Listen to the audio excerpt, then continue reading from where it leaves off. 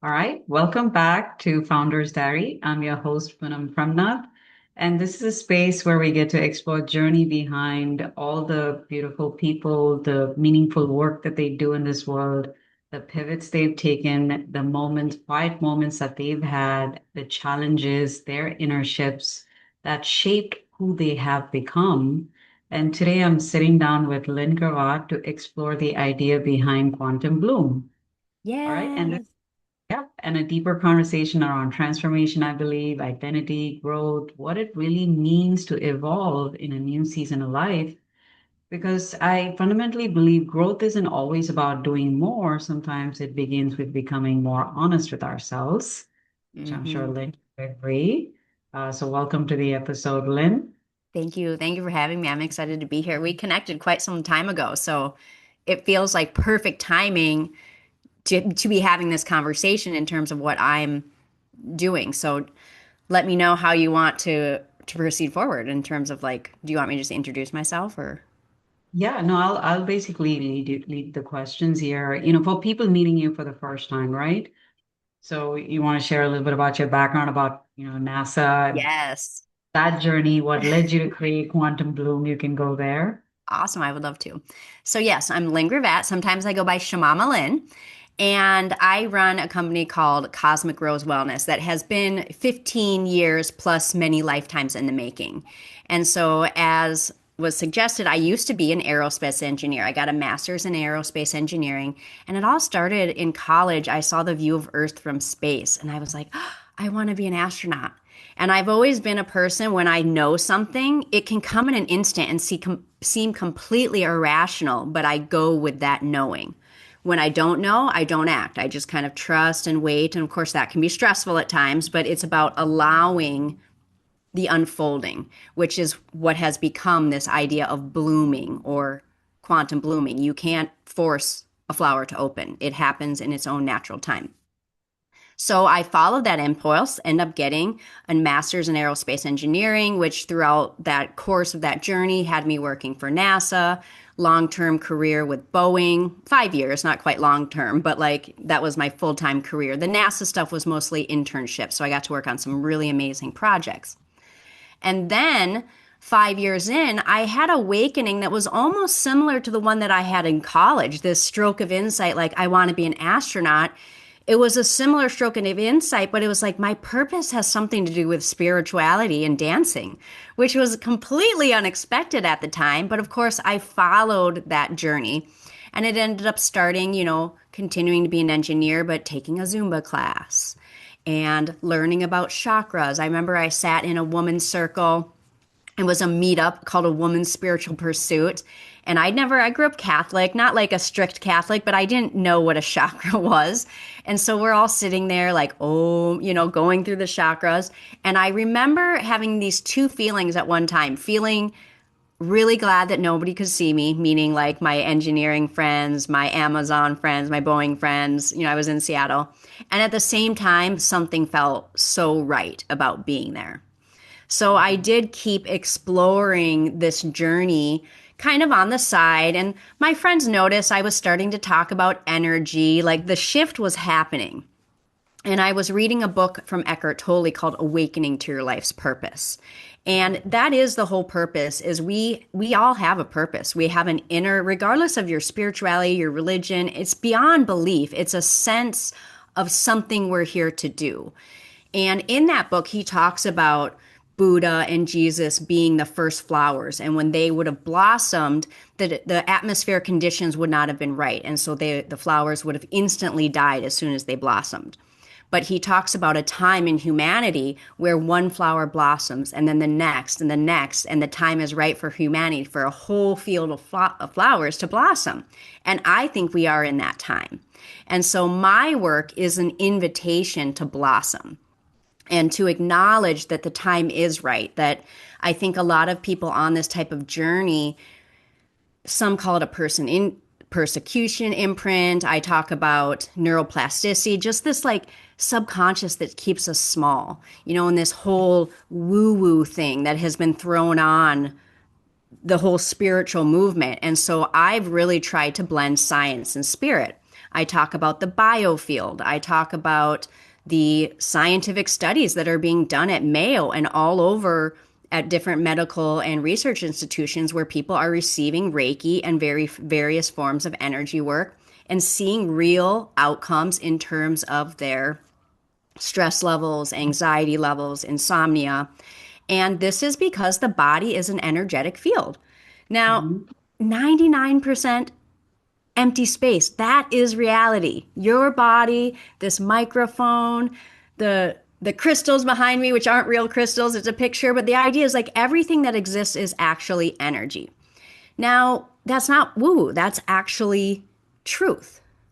So, our job now is to take what we think we know, the way we perceive the world, which is solid and very structured, and we get to play with both worlds now. Because we're not good. It's not like you have this belief and then now all of a sudden, like I can fly or walk through walls. Knowing isn't really enough. It's an evolutionary process.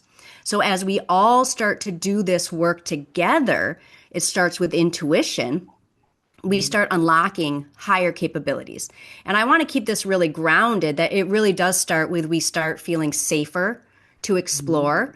I mentioned a little persecution imprint, and I know a lot of people that watching this are likely women.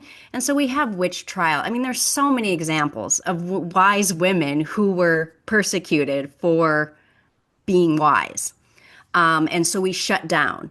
And so the work that I do creates an embodied sense of safety to let that truth within you blossom. And then as we do it more and more, our children might have, it might be very normal to have telekinesis powers. Because the idea is with these monks that can do these magical things, they just they understand the science and they fully believe and embody it. And Mhm. so, what is possible for the human race over the next decades is unfathomable to most people. And so, the first step is just to like get safe to dream again, get safe to believe that there's something greater for us than the world that we've created. So, I guess that's the rundown. Yeah, science and spirituality, I talk about realigning the mind. So, Mhm. realigning with the reality that everything is matter. And yes, just accepting that 90% of our thoughts and actions are actually driven by our subconscious. And that's really hard for a high achiever to admit. Like, wow, most of what I'm doing is like a fear response. Like, most of the way that I walk into the world are survival adaptations to be successful in the world. So, we realign the mind, we regulate the body, and that is through raising the frequency of the biofield. As the frequency of the cells raises, there's just a relaxed sense. A higher frequency is more relaxed. So, fear, shame, judgment, and these are qualities that can be measured. These states can be measured scientifically in the biofield. That lower base emotions, I guess we can call it, the body vibrates at a lower frequency. So as we do this type of energy work, we just naturally experience more calm, more peace, more relaxation. And then the next step is what I do, which makes it completely different than a lot of other people that I get excited about, is radiate. We radiate the spirit. And of course, again, this is not a religion or a belief, but it's just acknowledging that we have something that we might call a soul or something that can never be understood by the science as we understand it. And so, but when we radiate it. And I hear that a lot that when people sense me, they can feel something. And so that's the last thing I want to talk about is the moving from the thinking to the Mhm. feeling. Because I'll Mhm. get online with people and they'll be like, "Oh my God, I have goosebumps." And but then as soon as they get off, they forget the feeling and they go back to the thinking. And that's that subconscious, that 90% that's saying, "Oh, that was a nice experience, but that's really not going to help you." It's like, "No, you follow the feeling, don't follow the thoughts. Follow the excitement, follow the joy, follow the high vibes." So that's my Yeah, intro. that was amazing. And Thank you. see, I told you, you would be answering a lot of my questions with just one, Yeah, I had a feeling. question there. So here, and that's what I noticed too when you got on the call with me, is that expansive energy that you bring in your presence. And obviously that's coming because of all the work that you've done with yourself. And you know how to shut off your thinking mind and you know how to follow the feeling that you carry. So and you've also taken some of the learnings from the scientific background where you're able to make sense of things that most people don't have a language for. And I think what you were referring to is the witch wound, right? Most of the women have a witch Mm, wound yeah. because they've been shut off in the past for experiencing feelings or following through on feelings like this, which is outside of what like a matrix is designed to be. And the work that you're doing gives people the permission to follow what inside of them is wanting to follow. And I like the word bloom. In fact, my book is also blooming where you're planted. So it gives me a smile every Oh, time yay. I see the word. So the word bloom obviously is very intentional. So what does becoming mean to you beyond, as you touched on success and achievement? Well, I really think it's an inner state we don't chase enough. And I want to be clear that these types of journeys, and I'm sure you know because you've been on, it doesn't make life necessarily easier all the time. I had this idea that when I followed my spiritual path, I would just be, this like ethereal like queen all the time. But I think you said an important thing is presence and embodied. So for me, when I show up on a call, a podcast, I tap in. So that becoming is a sense of something you can look at it as coming from with it's not outside or inside. So I could be like it's coming in my crown and embodying me, or I could be like it's radiating from my heart and embodying me. But it's all just a unified field, so it doesn't really matter. But becoming for me is having the frequency to hold this higher presence. So the word embodied presence kind of comes to mind. And then as we do this type of work, it becomes easier and easier and easier to hold that space more and more and more. But we're always in our becoming fluctuating. We get a taste of who we are, and then we come back down and we're worried about the next bill, or I don't have children, but getting the kids where they're going. And as we keep practicing more and more and more and raising our vibration, because Mhm. I've studied a lot of Buddhism and there's a lot of wonderful stuff in there about equanimity and finding that balanced sense of peace. So when you're driving in the car and you have kids in the back and you got to pick them up and do this and like the mind's like it's about learning to breathe. That might be putting on softer music. That might be like, kids, I love you so much, but like, let's try silence and not being on the phone, or putting on some like intentionally positive music that might seem a little corny, but it's like creating an environment that makes you feel the way you want to feel. So you feel that way more and more and more. Because the first thing is training our body not to be stressed. And that is repetition. Repetition is the mother of all skills, is one of the sayings. And then for me, in addition to the mind training, like the Buddhism type stuff, is this energy work. As you do more energy work, it gets easier and easier and easier to maintain these states for longer and stay in them longer. But they call it energy work or energy medicine for a reason, because it doesn't just come easy. Like one Reiki session can change your life for a week, a month, or something like that. But we have to always continue to come back to ourselves, which is why I would love to see more people initiated to Reiki themselves and doing this energy practice when they get up in the morning, putting 5 seconds, 5 minutes on their heart, 5 seconds even, really. But just this idea of accepting that you do have a presence beyond what you might believe yourself to be. So, one, we have to have this openness. This is where the belief comes. You have to believe that there's something greater out there for you.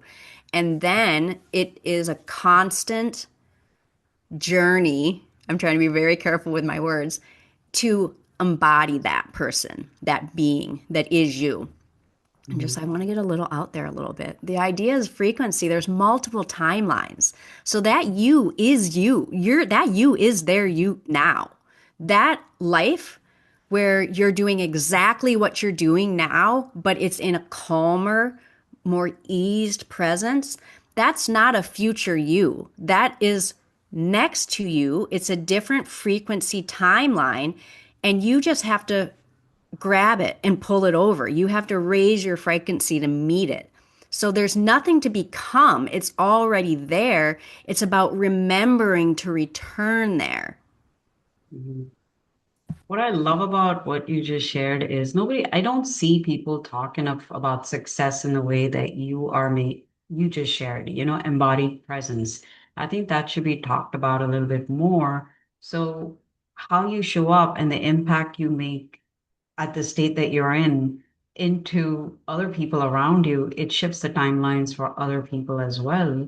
So that's how it's that you see the mass awakening where, you see a beautiful world around you. So I really loved what you just shared. But what is something that you think people would misunderstand about transformation? That it's something for later or that it's secondary. Okay, I know what it is. So people, this is my biggest frustration, honestly. People have this view that they need to have time to do this work. That I'm going to get to a place and then I'm finally going to have the time. I'm finally going to have the energy. I'm finally going to have the money and then I'll do that. What they don't understand is when you raise the frequency, everything happens more.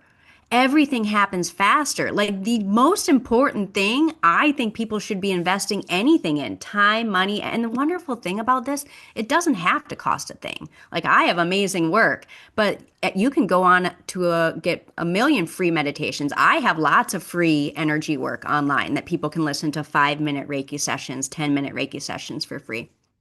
So the idea is people think they need to be at a certain place to start. There's a constant feeling as I'm not ready to do that yet. I need to do this first. And what I want to be so clear about is this first will make everything else easier because you're aligned with your higher self. So the dreams that you want it just happens easier. It just happens with more flow. And I want to be clear, it's not always easier. Because if your dream is really far away from where you are, like you've been faking it for a really long time, faking the outer success, and you're actually like, you did so well in that. And my career with Boeing is a perfect example.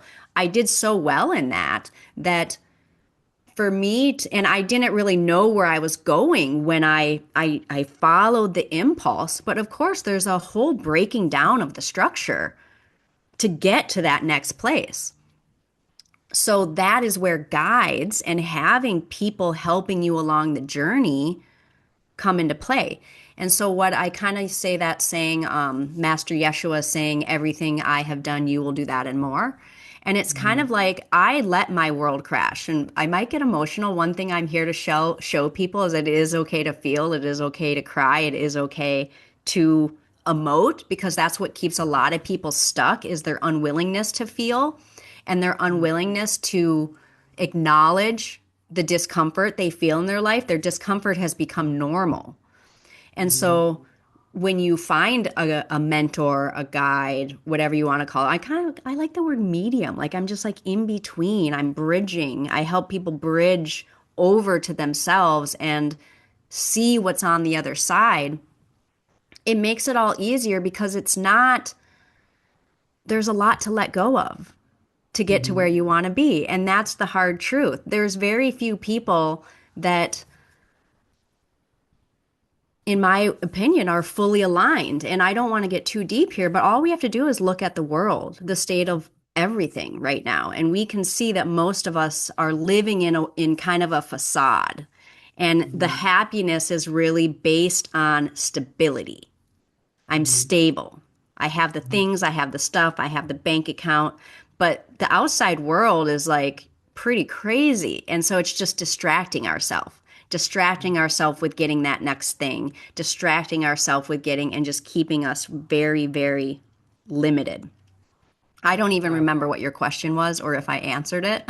but but No, I think you did because my question was around what people misunderstand about transformation is oh, What you beautifully expressed was the fact that people think they need to do something else first before they do this first. And this is the foundation, which I do agree with you. Once you have your foundation right, you will attract the right reality in your life. And I think part of the reason where people possibly get, and you touched on this, is the fear, right? I'm sure you have stories where you've had seasons where growth felt uncomfortable. It may have felt messy or lonely. What can you share that can help people see themselves in your story and say that, okay, I think this is where I'm at. Lynn has been there, done that. This is the other side she's talking about. How can we sort of, you know, Well, this is the crazy part.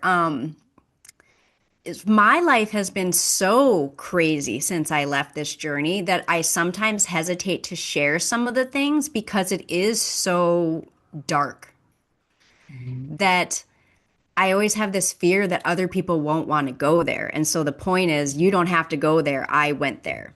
But there have been times where I slept in my car. There have been times where I was in Peru and I got robbed and I had no Mhm. money. And I had to rely on people to like get my stuff on the bus and my parents to fly me home. My stuff has always been very, I mean, I'm a spiritual guide. Of course, the finances are a thing that's going to come up. Um, and so, but that's like the really ungrounded stuff that is what makes me equipped to handle some of this really stuff is I've had some really extreme situations in my life. But the most basic one is quitting my job. I mean, nobody could pretend for a moment that having a master's in aerospace engineering and then decide and having what everyone thinks is your dream job. I had a beautiful condo in Seattle. I mean, I had the dream. And nobody understood when I left that because they were completely stuck on what the outside looked like. And to the outside, it looked perfect. But the inside, I wasn't fulfilled. And it all switched for me when I got up, woke up one day, and I had the thought, like, only 30 years till I can retire. And I know there's so many people that have that thought. And my kid graduates in 3 years. This, everyone's waiting for, which is a real thing. You're not gonna pack up and move across the world with your kids. But the point is, there's always this time in the future to do things. And Mhm. so when I made that decision, I didn't really know what the next step was, to be honest with you. And I went on a 6 month leave of absence, thinking I would have the option to get the job back. And I did, but when I got back since months later, I was still in such a transformational state that I couldn't have imagined going back. And they gave me this option like, well, you can either come back in the next 2 weeks or your job is gone. And I remember, I'm going to get emotional here. So what happens is the universe starts to give you signs and little angels start showing up. And I was sitting at the airport and I was playing my ukulele in between being on hold with HR at Boeing and really kind of torn between which direct, like, was I really going to give it all up and not know what was next? And there was a man sitting behind me, and I swear to God, he looked just like my boss at Boeing.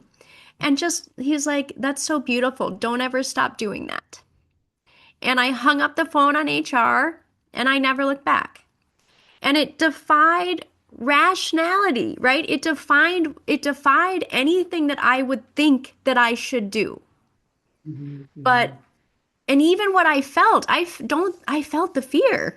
I mean, that's what's almost coming up now is that like am I really doing this? How can I do this?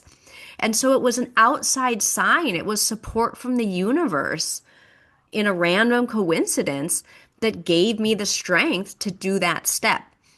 And so when you start doing this work and when you commit and devote your life to your higher self, to your best life, the universe shows up in just crazy magical ways, but it's very like subtle.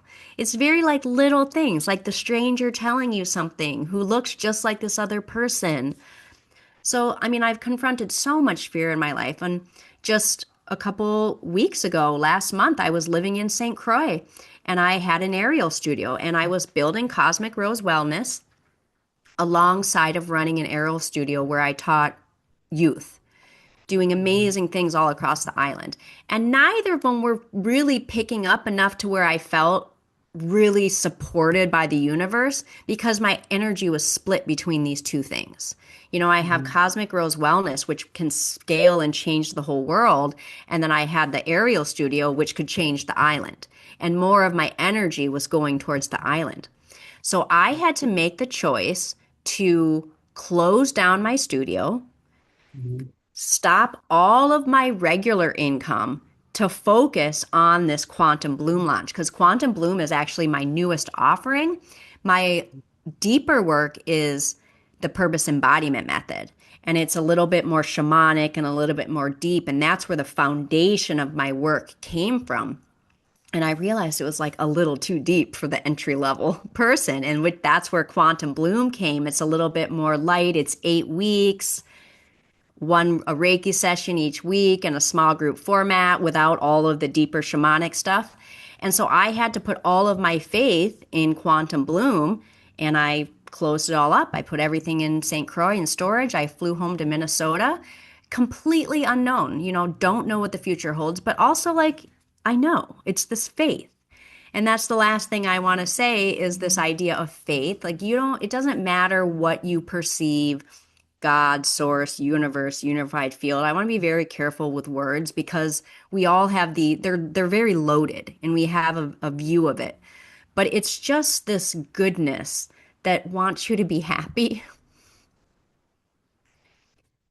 And sometimes we have to really tear our heart open and face everything we never wanted to face in order to let that light in. Because we've all been hiding for so long. So there's been a lot of fear along the way. And for me, most of it's very real. Like I'm doing crazy stuff, making crazy decisions in my life. And I think that I made those crazy decisions to embody the possibilities of getting through fear so that other people don't have to. I don't think most people are going to be having the dramatic life shifts that I have had in my outside world. I think most of the clients that I work with have very profound shifts on the inside, which leads to a new job coming really easily, or their relationships with their children transforming very easily. But there are, of course, going to be some people who are going to experience like a really big upheaval. And the truth is, you don't know what that is until you're in the journey. And that is the fear. It is the fear of the unknown. And I had a teacher really early on that used to say, not knowing is the most intimate. And that is the truth. This journey is a devotion to your higher self. And some people just have one step to the right and they're like there and they're in it. And it's like, whoa, I was so close and I didn't even know it. And I almost didn't take the step. And then there's other people who might think they're just right there. And it turns out they take that one step and it's going to take them all the way down a rabbit hole that they didn't even know was there. And that's the beauty of this work. And that's what I think actually makes it, now you can sense my excitement. I mean, it's also exciting. Going down the rabbit hole is scary, but it's also exciting. And that's one other point I want to make is another teacher of mine, you know, what is the difference between fear and excitement? The sensations you feel in that body, like that contraction in the chest, the tightness in the throat, the butterflies in the stomach, it's the same physical sensations. The Mhm. only difference is how we attune our mind. And that's part of the training and part of having support is to constantly redirect the mind towards what you know you're going for, which is your purpose, whatever that is.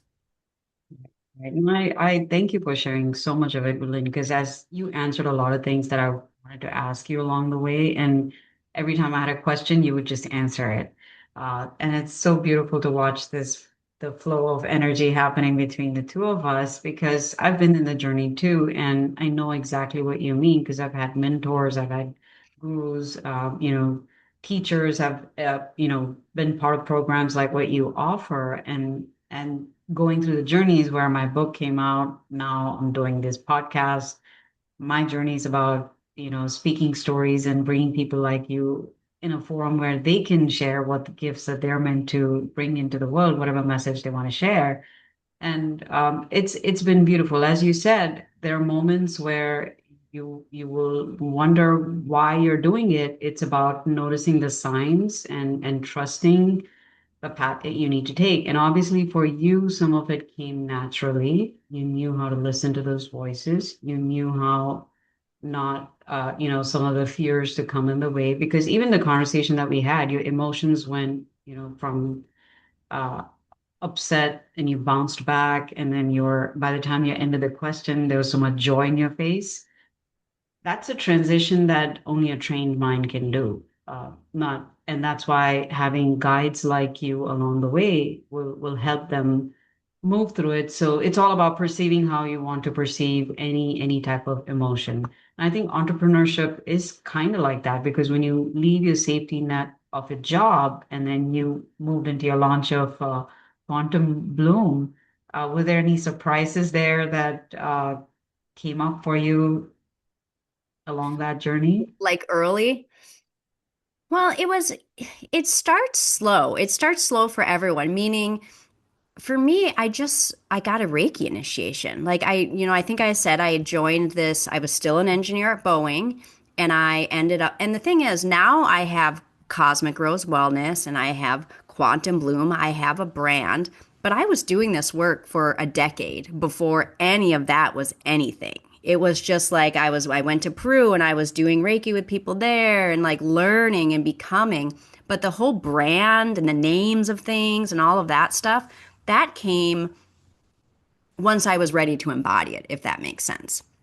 Mhm. But it's not like I was like 15 years ago, oh, I'm going to have something called quant. Like I never would have imagined that this was where I was going. I got a Reiki initiation because I was curious. Oh, I love telling this story. So I was in this group of women's spiritual pursuit, and one of the weeks was Reiki. I never had it. I don't even think I had heard of it. And so it was a woman in her 30s who was a Reiki master, and we went to her house and we just kind of sat on a chair. And like what I had learned about like auras one week and chakras one week, numerology, which was the first week that I attended, and I was like totally blown away with how my numerology like matched my life. And so the Reiki week, I remember she did Reiki on my head, and I was like, she's like, do you feel anything? And I didn't believe it or not believe it, but I kind of giggled. I was like, I don't know. And she's like, well, I can feel it. And it feels like ping pongs in there. And I was like, okay. And again, I wasn't a skeptic. I was maybe, was I?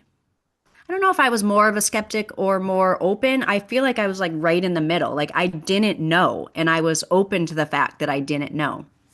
Well, the next day at work, we have this brainstorming session, and there's like PhDs that had come in for that. We're like about to launch this specific product or this specific project. And everyone's throwing around ideas. And I had already worked at this company for 4 years, so I knew the people that I worked with. I was in Phantom Works, which is research and development. So it really is kind of the weirdos that don't fit anywhere else. Like we get to create the ideas and build the hardware and like real engineering. It was exciting work. But it didn't excite me in the way that I knew it should have, and that's how I knew it was easy. That doesn't Mhm. mean it was fulfilling. So in this meeting, someone would give an idea and I would sense their thought traveling across the room as energy. So what I mean is I could sense one person's sharing an idea and I could sense their excitement about the idea. And then Mhm. another person would be, well, what about this? Blah, blah, blah. And I could sense his ego, and his questioning. So I could sense the thoughts as energy. And that was completely new to me. And I'm sitting there and I remember I was kind of like amused, like kind of laughing. And I had got up and excused myself to go to the bathroom and I just paced around. I was like, what was that? That was really interesting. So I ended up messaging that Reiki master and I was like, yeah, this happened. She's like, oh, I think your crown chakra just got opened a little, and you're sensing energy differently.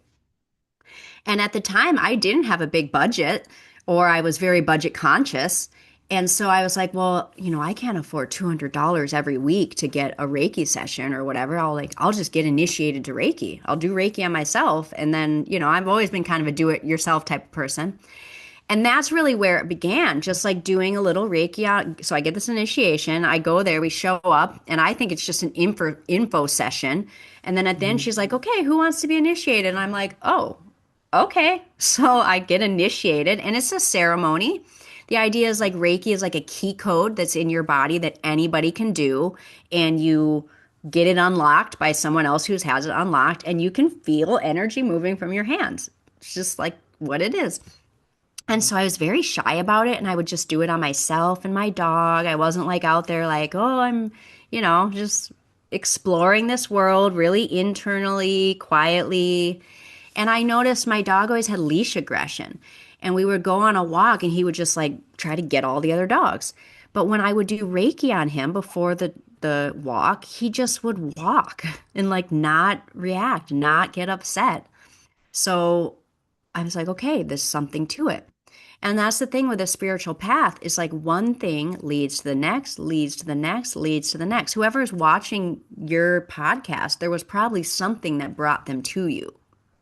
And then they're watching that you, and then they're meeting me. And that's how the whole journey has been. Like Quantum Bloom did was not born as Quantum Bloom. Quantum Bloom was born as Lynn, as an aerospace engineer that had an interesting experience with energy.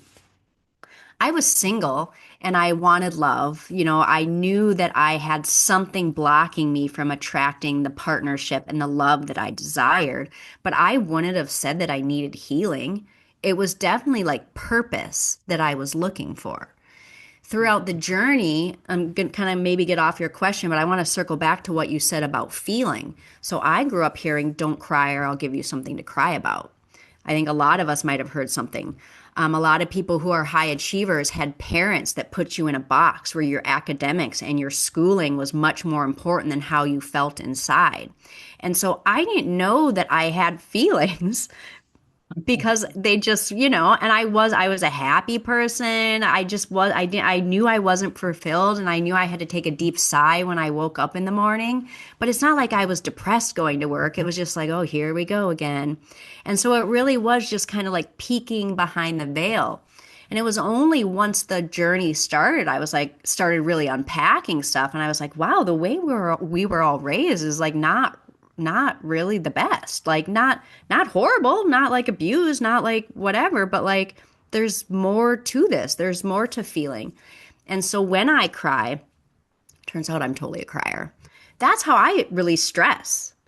So that's why it's really easy for me to go in and let the tears flow and then the emotion's gone. Whereas most people have emotions about their emotions.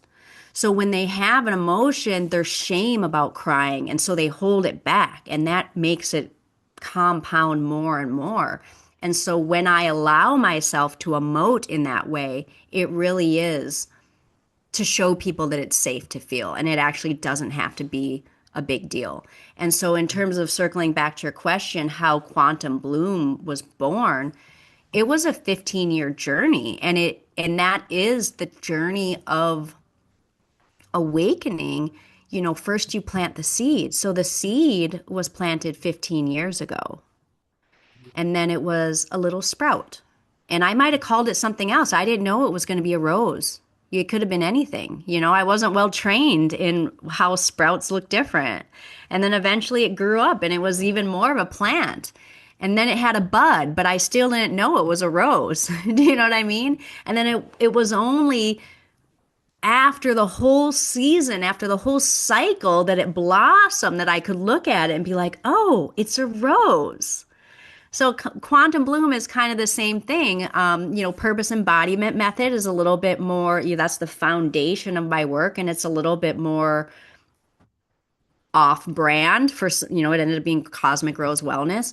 And so quantum bloom, I had a program, I was trying to call this same program Atomic Power, because there was a word, Atomic Habit, Mhm. and Power Squared were two books that were really popular. And I had a business coach that said, you're going to go online, you're going to see what books are popular and what they're reading, and you're going to make it, and la, la, la. So I was like, Atomic Power, I'm a scientist. And I went all the way, like I went in on the science and like the shamanism and the divine feminine stuff. I kind of like put it to the side.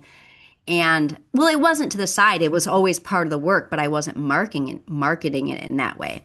And I realized there was like a lack of authenticity because I was trying to sell a product, not Mhm. share my journey.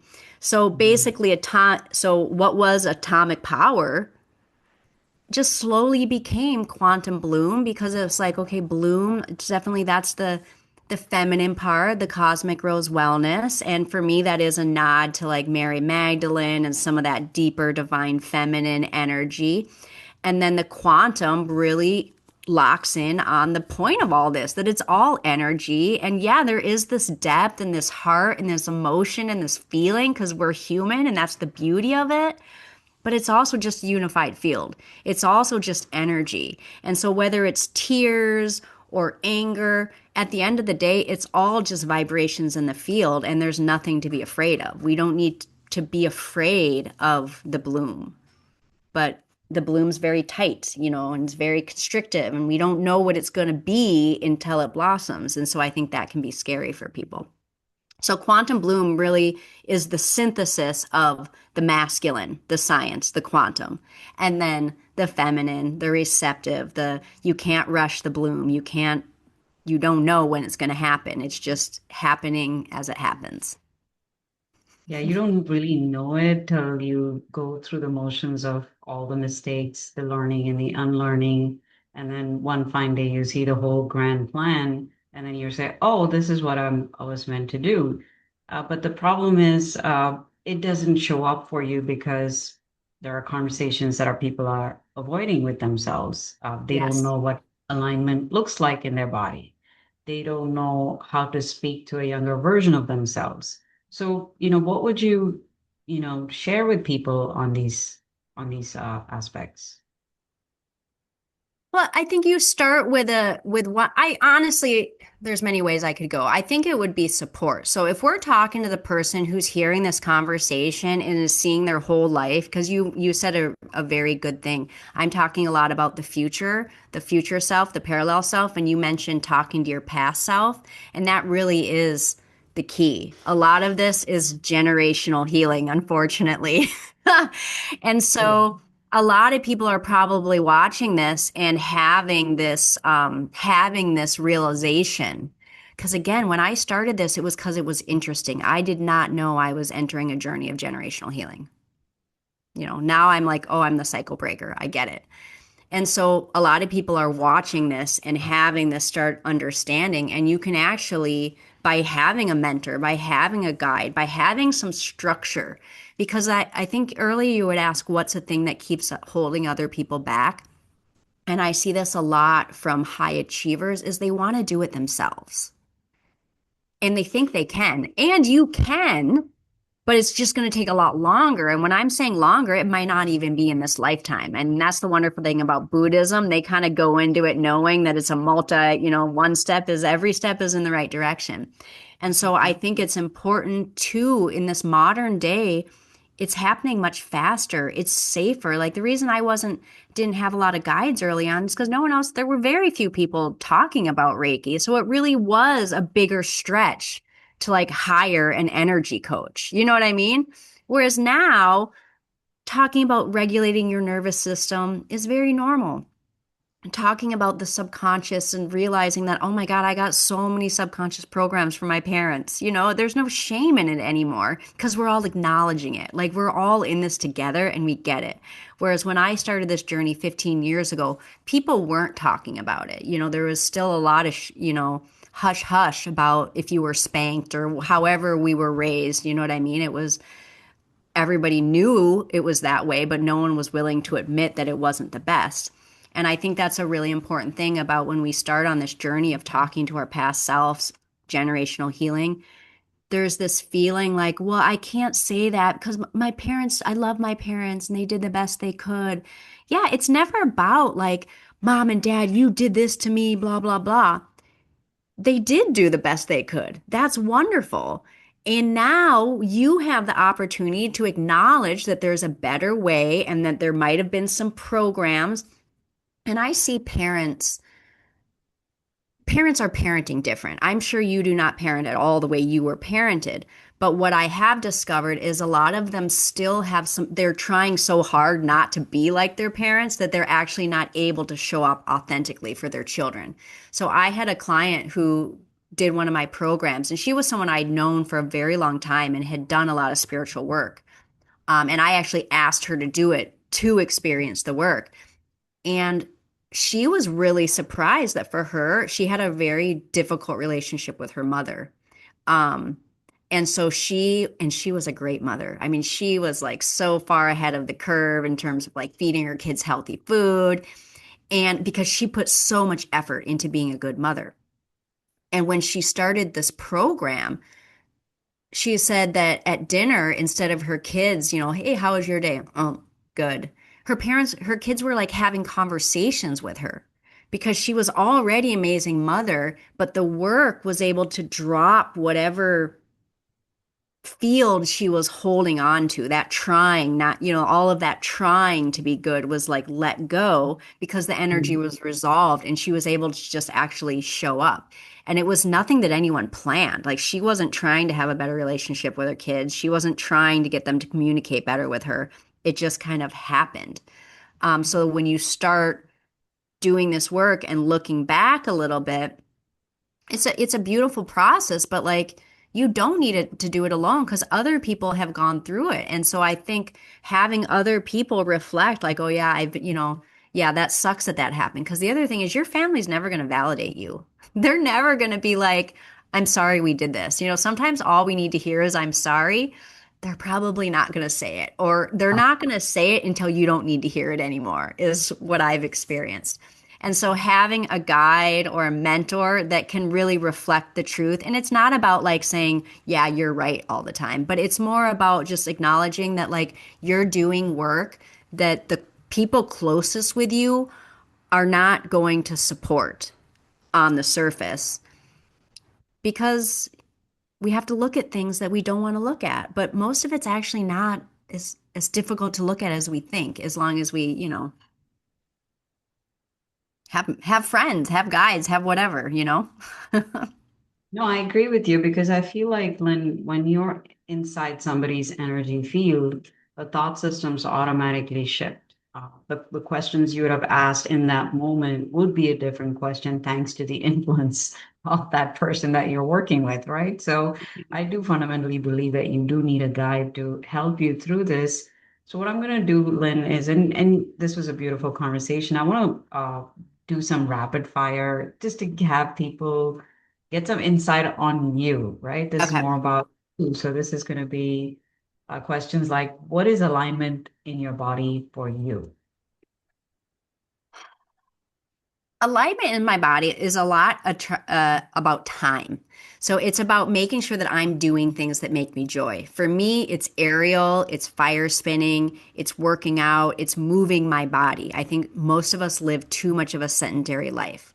Also, the food. I want to be aligned with what I eat, what I'm putting in my body. So for me, alignment is really a body, mind, and spirit, what I'm eating, what I'm thinking. And I personally feel most aligned when music's on, when I'm dancing. That's I think awesome. so it's about anyone having something you love to do. Yes. Bringing joy in your life. That's Bringing alignment. joy, even if it's just listening to a song for 5 minutes, bringing in something that is new is going to bring you back into alignment.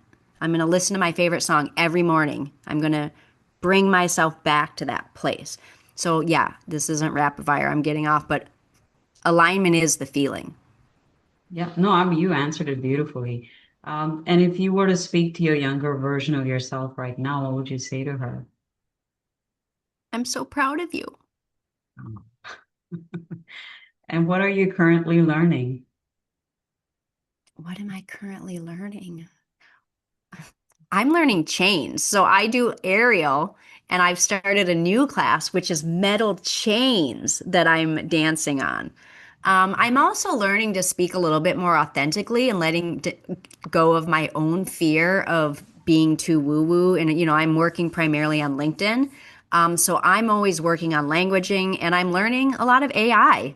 Because I'm neurodivergent. That's the newest thing that I've learned in the past year. I'm definitely on the spectrum. And so I'm realizing that I do communicate differently. I'm like a little too forward, a little too much. So the AI, I'm learning a lot of AI to help me formulate my thoughts in a way that other people might understand more. Mhm. And the last question for you, what are you unlearning? What am I unlearning? I'm always unlearning fear. I'm always unlearning being comfortable. I just realized I decided yesterday I'm moving to Thailand. So I'm unlearning limits, really. Because that's something I never would have thought that I'm going to do. So the word that comes is limits. I'm always unlearning my limits. And I'm always unlearning lack. Honestly, that has been a constant theme of my life is my mom is a huge worrier and that comes from a place of not enough. And so I have been constantly unlearning lack for a very long time and I'm still unlearning lack. And if somebody wanted to work with you, engage with you, what's the best way for them to connect? I mean, many ways, but probably LinkedIn. I'm sure you'll probably drop some links. My Quantum Bloom is launching June 1st. Well, there's a soft launch on June 1st with a full launch on 8. So if you want to get in the room with me, I mean, I would love to talk to anyone. I love doing networking calls just to kind of get together. So I would say LinkedIn, email. Not really Facebook. Instagram. It's like hard to do it all. So I have all the channels, but I think most of my energy would be just send me an email, you know, book a call with me. I have a calendar. And then, of course, LinkedIn is like my primary social that I'm building right now. That's awesome. Yeah, when I do Should a I like, post on, yeah, give the websites or I assume you'll put it in the comments or something. yeah, I'll put it on the show notes. But yeah, if you want to share your website, that's It's go for Lynn it. Gravatt, LYNNGRAV as in Victor, ATT.com slash quantum slash bloom. My actual website, lingravatt.com, is not as up to date as I would like it to be. You go there, but mostly I have the landing pages. And I think that's an important thing for anybody who, especially if you're in the entrepreneur space and especially if you're a founder, you can't get it all done. It's never going to be perfect. I wish that I could say lingravat.com and you go there and everything is like perfectly organized there. And the realistic part is that is not the case right now because so many of us are working on what's right in front of us. And that's very much, but also that's being in the present moment and that's being authentic. So right now the quantum dash bloom is like the most alive landing page. And I want to get my actual website, but also it's Lingravat on LinkedIn as well. That's awesome. Thank you so much, Lynn, for sharing your journey with us today. And one thing I love about these conversations is they always remind us that growth is not linear, and oftentimes the most meaningful shifts happen. It happens quietly within us before anybody else sees it. And if today's conversation resonated, please subscribe to my channel at Radiate in Our Harmony, where we get to amplify meaningful stories and have wonderful conversations like this and the human journey behind all the leadership and the growth that a person would experience. And this was a beautiful conversation. It Thank you so was. much. Thank you so much. I mean, what you're doing is important. I appreciate, but also just we need to be having more of these conversations. And like, you told me what your podcast was about, but you never really know until you get on. But these are the conversations I like to have. And so the conversation we have, like anybody, take her questions and just ask your friend. Like we need to start having deeper conversations. What is alignment to you? Because I do see it's not linear. For me, it's a spiral and a spiral goes back and forth and it's always moving up like it's an ascending spiral, but it's certainly not linear. But I think the more we talk about this kind of stuff and the more we create deeper relationships with friends and loved ones, we're going to see more and more shifting. So thank you for connecting with me and Absolutely. creating this container where this deep work can happen because it wouldn't happen without you. No, it would not. And thank all the work that has happened that has, brought me to the place where I'm doing this. So for people listening, feel free to reach out to Lynn. It was good talking to you, and bye for now. Many blessings.